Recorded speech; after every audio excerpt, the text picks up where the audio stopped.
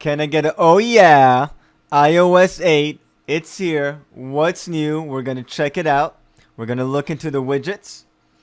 We're also going to look into actionable notifications and the new way of reaching your most recent contacts. We'll also take a look at some new mail gestures, the new QuickType keyboard and extensibility. We'll also touch on continuity and some features in messages, Siri, and hardware compatibility. Well, let's start off with Notification Center. You'll notice that in the Today view, there's an edit button at the bottom. By pressing it, you'll be taken to the widget management page, where here you can add, remove, and reorder widgets.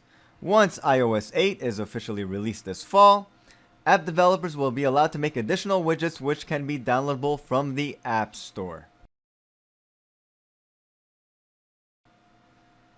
Another long-awaited and powerful feature is the ability to deal with notifications as they come in.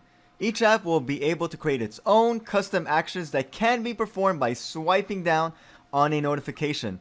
To quickly dismiss a notification, simply swipe it. Swipe on, swipe off. Next, we'll cover a new way of getting in touch with the people that you've recently communicated with. Just double press the home button to enter the multitasking view. You'll now notice a new row of icons on the top that will dynamically update, so they will always display the people you've most recently communicated with. Pressing on any person will allow you to call, text, email, and FaceTime them. Pretty wicked.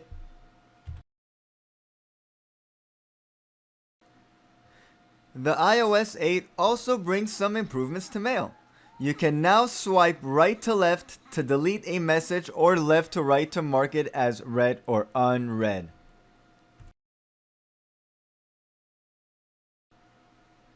Another new feature coming to the iOS 8 is an enhanced keyboard with predictive capabilities. Now when you write a message, you'll notice there's an additional bar on the top that will try to guess the next word you'll want to type. Tapping on the word there and it will insert it into your message. Pretty cool.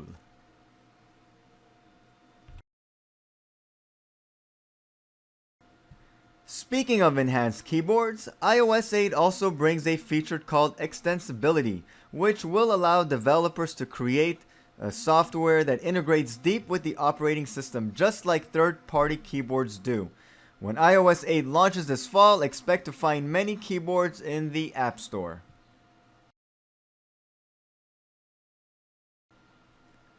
Continuity is a feature that lets you continue what you've started on your Mac.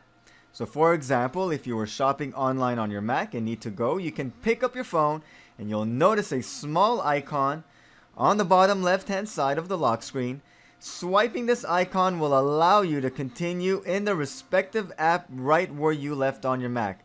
This also allows you to work in the reverse order. Messages also got a big update in iOS 8. Among the new features, you now have the ability to share files, your location, add and remove people from groups, conversations, or leave them yourself. Toggle do not disturb mode for individual conversations, or push to talk and push to record. The last thing we'll cover today are the two improvements made to Siri. In iOS 8, Siri can now recognize the song that's playing. Just activate it and let it listen for a while. The other cool feature is voice activation. Whenever your phone or your tablet is charging, you could say, "Hey Siri," and it will start listening to your questions. And finally, we will list off the devices that will be getting iOS 8. As you can see from this list, all iOS 7 devices are present with the exception of the iPhone 4.